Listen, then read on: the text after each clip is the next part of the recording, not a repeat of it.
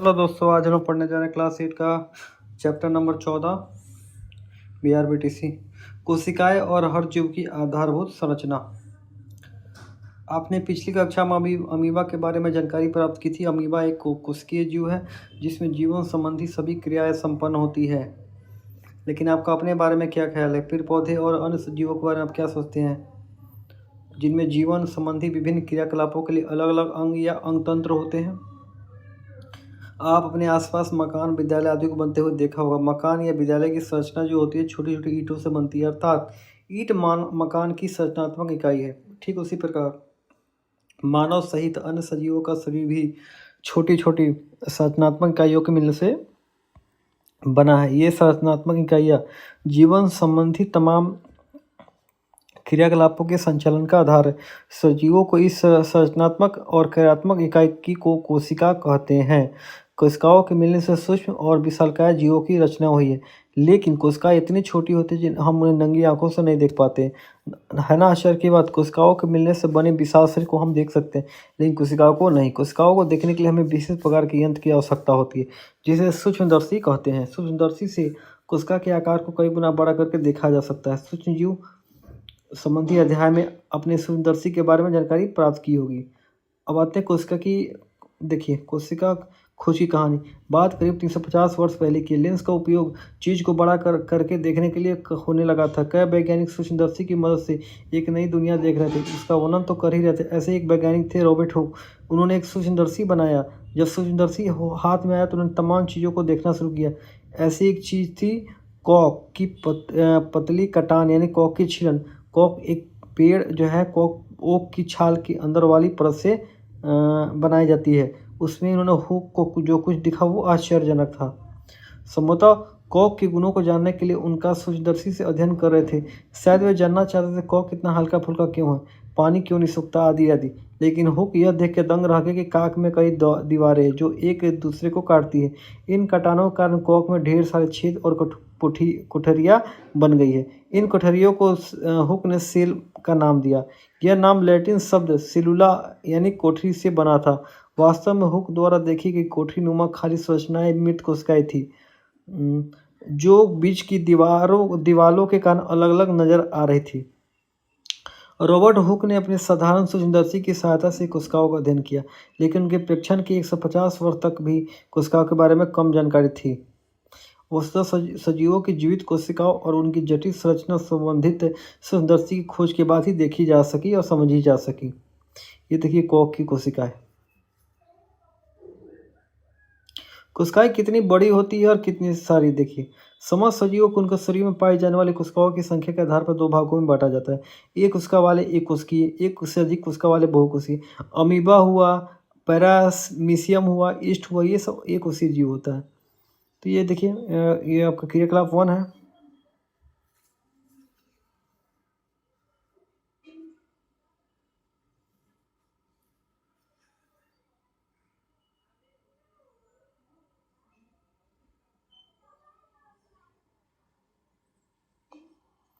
Robert Hooke ने 1663 में गणना की थी कि एक घन इंच के कॉक में लगभग 1 अरब कोशिका होगी।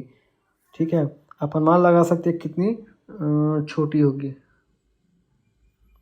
एक नवजात शिशु के शरीर में करीब 20 खरब कोशिका होती है, जबकि एक मनुष्य के शरीर में 600 खरब कोशिका होती है। जब आप रक्तदान करते हैं तो आपकी एक बार में करीब 5 अरब कोशिकाएं दान करते हैं।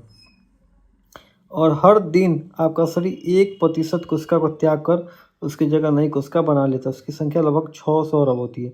बहुकोषीय जीव में कोशिकाओं का विशिष्ट समूह ऊतकों का निर्माण करता है। विभिन्न ऊतक अंगों का अंग तंत्रों का निर्माण करते हैं। इस प्रकार एक जीव आकार लेता है।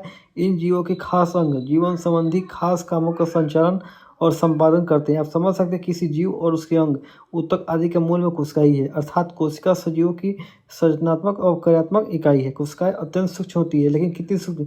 कोशिका के आकार को माइक्रोमीटर या माइक्रोन में मापते हैं। एक माइक्रोमीटर 1 मीटर का 10 लाखवां भाग होता है। 1 सेंटीमीटर का 10,000वां 1 मिलीमीटर का 1000वां भाग होता है। यानी सामान्यतः कोशिकाओं का आकार जो होता है ना 0.5 माइक्रोमीटर से 20 माइक्रोमीटर तक होता है। यानी सामान्यतः कोशिकाओं का आकार। कुछ बैक्टीरिया तो मात्र 0.2 माइक्रोमीटर ही होती है। औसत जंतु कोशिका की लंबाई जो है ना 20 माइक्रोमीटर होती है।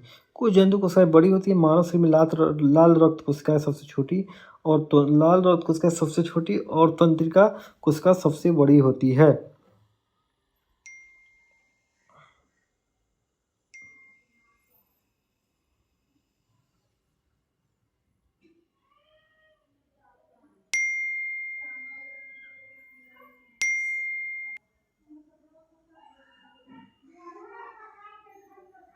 देखिए कोशिकाओं की आकृति जो है ना प्राय गोल, चपटी और लंबी, नलिकार, बेलनाकार, घनाकार और शाखी आदि हो सकती है। जैसे पेशी कोशिकाएं लंबी और दोनों दोनों सिरों पर नुकीली होती है।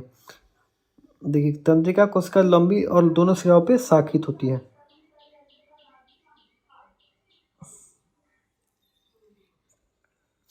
पत्तियों के रंध्रों में पाई जाने वाली कोशिका सेम के बीज या कीड़े जैसी आकृति की होती है। कुछ कोशिकाओं की आकृति निश्चित नहीं होती, जैसे श्वेत और रक्त कोशिका, वे अपनी आकृति बदलती रहती है। अमीबा की कोई निश्चित आकृति नहीं होती, वे आवश्यकता अनुसार अपनी आकृति बदलता रहता है। विशेष रूप से अमीबा के शरीर से बाहर की ओर बराबर उभार या प्रबंध निकलते रहते हैं, जिन्हें पादप कहते हैं।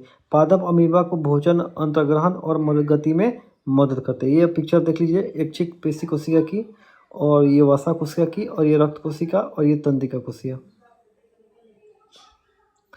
आप जान चुके कोशिकाओं का आकार और आकृति उनके कार्यों को अनुरूप होता है। क्या आप जान सकते हैं कि पौधे या जंतु की कोशिकाओं को विशेष आकार और ढींटा कैसे प्राप्त होती है? इसके लिए क्रियाकलाप दिया हुआ है। इसे प्याज की कोशिका की एग्जाम्पल दिया है कि प्याज को जैसे जैसे छीलिएगा ना वैसे वैसे आपको मतलब झिल्ली देखते रहिएगा, और हर झिल्ली के बाद दूसरी झिल्ली आपको मिल जाती है। कि प्याज की झिल्ली कोशिका पिक्चर में दिया हुआ है। अब देखिए, अब आता है रंजक या अभिरंजक। ऐसे रंगीन पदार्थ है जो कोशिका को अलग अलग हिस्सों से चिपकाकर अलग अलग रंग दे सकते हैं। अभिरंजकों का उपयोग करने से कोशिका के विभिन्न भाग अलग से नजर आते हैं। रंजकों के उपयोग की तकनीक को अभिरंजन या स्टैनिक कहते हैं।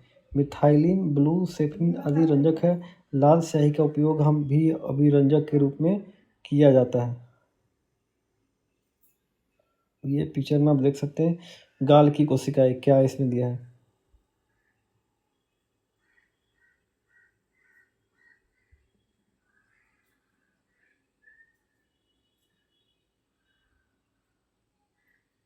अब आते हैं कोशिका झिल्ली या कोशिका भित्ति। आपने क्रियाकलाप में क्या पाया? प्याज की झिल्ली या गाल की खुरचन में अनेक छोटे छोटे भाग दिखाई दिए। प्रत्येक भाग एक दूसरे झिल्ली से अलग है। वास्तव में छोटे भाग कोशिकाएं। इन कोशिकाओं को अलग करने वाली झिल्ली को कोशिका झिल्ली कहते हैं। कोशिका झिल्ली है ना, वो कोशिका के अंदर की संरचना को घेरे हुए रहता है। कोशिका को एक निश्चित आकार देता है और उसको कोशिका के अंदर और बाहरी पदार्थों के आवागमन पे नियंत्रण करता है। प्याज की कोशिका में कोशिका झिल्ली के ऊपर एक ढींड आवरण या सतह होता है, जिसे कोशिका भित्ति कहते हैं।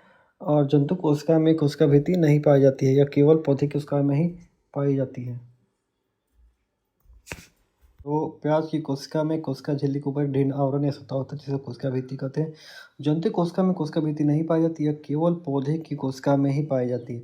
सोचिए, पौधे की कोशिका में कोशिका झिल्ली के ऊपर एक और आवरण या भित्ति की जरूरत क्यों है? आप जानते हैं पेड़ पौधे खुले पर्यावरण में रहते हैं। ये और अनवरत पर्यावरण के विभिन्न घटकों यथा ताप, नमी, वायुवेग आदि से प्रभावित होते रहते हैं। ऐसी स्थिति में पौधे को विशेष सुरक्षा और अतिरिक्त ढींढता की जरूरत होती है, जो कि कोशिका भित्ति मतलब प्रदान करती है।